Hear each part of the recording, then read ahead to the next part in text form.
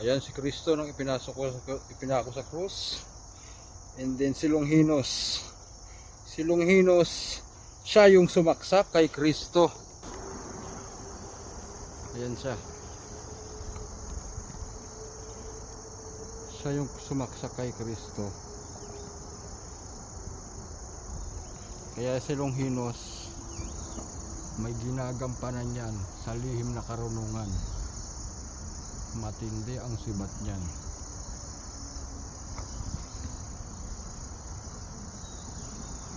Si Mary at saka si